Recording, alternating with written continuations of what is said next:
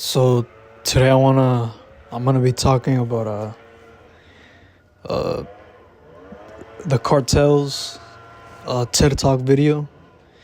Yeah, my topic is about cartels in the 1980s and how they have forced the United States and Mexico to have a more complicated relationship, especially when one of the cartels kills their most important DEA agent at that time. So hi, my name is Matthew. And today I will be talking about a specific cartel in the 1980s and how they complicated the relationship of Mexico and the United States, and especially when killing a DEA agent of the DEA. So this is a video mostly for a project in school, so let's get it started. So in the 1980s, there was this police officer named Felix Gallardo. He was a corrupt police officer, and life was kind of hard for him. And he had to deal with one of his best pals or friends, and his name was Rafael Caro Quintero. He was a drug trafficker, and he especially focused in trafficking marijuana. Then there was another man named Ernesto Fonseca Carrillo, also known as Don Neto, who was another drug trafficker who mainly trafficked marijuana and worked for a guy known as the first narco of Mexico. And this guy is one of the guys that led a path for the Guadalajara cartel to be created. This guy was known as Pedro Aviles, who is considered as the first ever narco for Mexico. So then Pedro Aviles gets killed and was supposedly set up by Fonseca Carrillo. If you have ever watched the series Narcos Mexico, which I have like about 3 times, you would know how the story goes. So I do not know a lot about this story. I mean, I know a lot about this story. And I do know a lot about narcos and cartels. So Felix Gallardo, after the death of Aviles, he then quits being a cop and then goes on and creates a narco empire with his partners, Caro Quintero and Fonseca Carrillo. And then they go on for years trafficking first marijuana.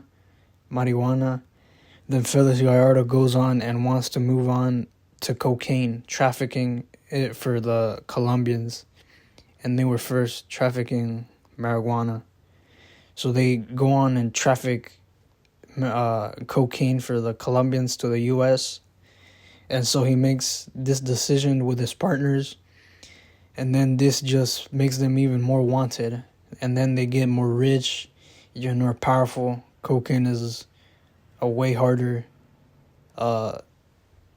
substance to move for them. And it's just better for their business. And it's a way more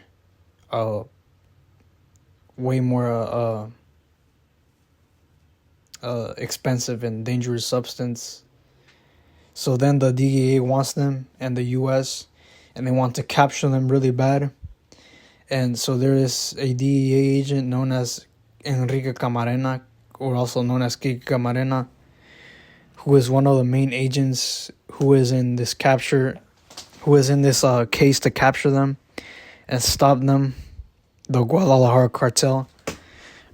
And he even goes to, he's known as the best DEA agent. He even goes to undercover at one of the marijuana farms that the cartel has. And so he goes undercover, and he also stalks the members of the Guadalajara cartel and anybody who's part of the cartel, sicarios, drug lords. And then the Guadalajara cartel hears about him, and they want to capture him so bad, and they want to mainly interrogate him and do anything possible to make him answer the most important questions. So then there was a day, and this was in the middle of the day in 1985, Enrique Camarena is kidnapped in the middle of the day by some members of the Guadalajara cartel. Then he is taken to a mansion in Mexico to get interrogated. He then goes missing for lots of hours, and his family gets really worried, especially his wife. Then the police go searching for him everywhere.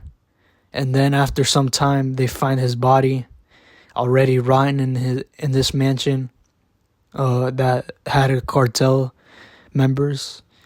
And then things that he suffered is just really sad and tragic.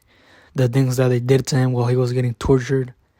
He was tortured for more than 30 hours, and it involved his skull, jaw, nose, and windpipes were crushed. And they also made a hole through his skull with a screwdriver. And he was also injected with adrenaline and other types of drugs to keep him awake and live longer, so he can answer the question and suffer more pain. Really sad for real. So then, after this, after knowing the details, United States cannot trust Mexico. After all this news and details were made public, United States cannot trust Mexico that much anymore, because it was also believed that some Mexican officials, government officials, were involved in the case of Camarena, and the United States had to take action to make justice for Enrique Camarena.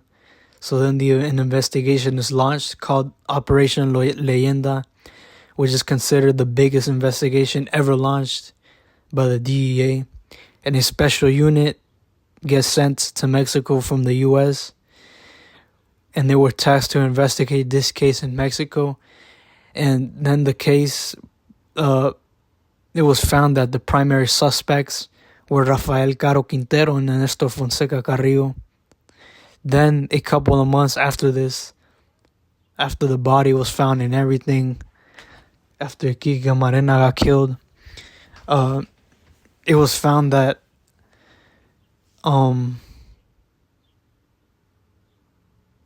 that they were the primary suspects, and then they got arrested months after, leaving Gallardo alone as the only founder and boss left for the Guadalajara cartel.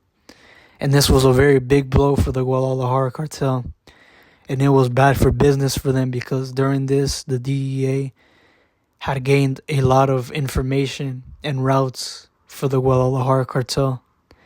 So then this was a big blow to the fact that they gained a lot of information and important routes of the Guadalajara cartel for them to traffic drugs. And so then Felix Gallardo had to just reorganize completely, and he had to do a meeting with the plazas, which is our little territories, like Sinaloa, for example, Tijuana, and they're all controlled by smaller drug kingpins.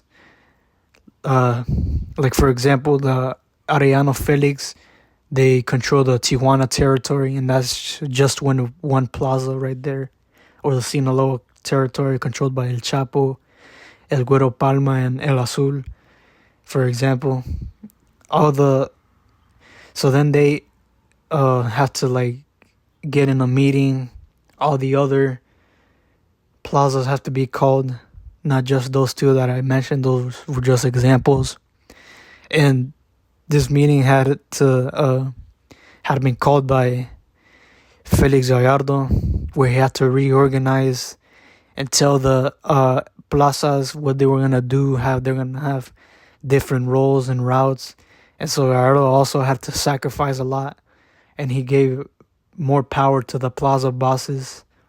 And so then the Guadalajara cartel only lasted for a few more years with these new tactics and new roles and routes. And then Gallardo was arrested a few years later in 1989, leading to the downfall of the Guadalajara cartel, leading to the downfall of them. So then after this, the smaller plazas were now on their own, and they were now going to be their own cartels, and now they are very huge cartels, as we now know a lot of them, as the Sinaloa cartel, which is now known as the most powerful cartel in Mexico, and to ever be in any other country that's involved in drug trafficking. And the Tijuana cartel, Juarez cartel, Gulf cartel, and others. Now all of the other three capos, Fonseca Carrillo, Ernesto Fonseca Carrillo, Rafael Caro Quintero, and Miguel Ángel Félix Gallardo, are now serving their sentences, or have served their sentences already, with Ernesto Fonseca Carrillo, who is now 94 years old, and he's already has served all of his years in prison, and he served one of his his remainder of the years in house arrest, and he's in bad health condition and has probably some years left to live. And Felix Gallardo, also serving his years in Mexico, with the age of 74, and he has poor health. Now Caro Quintero, who is the youngest of the three, not too long ago got released by Mexico in 2013 and served like about 40 years. He was kind of released early, and now again recently he got arrested again and got extradited to the U.S. with the age of like about 72 years old. And I think mainly justice, in my opinion, for Camarena and all the innocents that died because of this, his family. I think that justice has not been served at all. I think that at the very least, these criminals, the three criminals, should have gone extradited to the U.S. and not just one criminal, you know.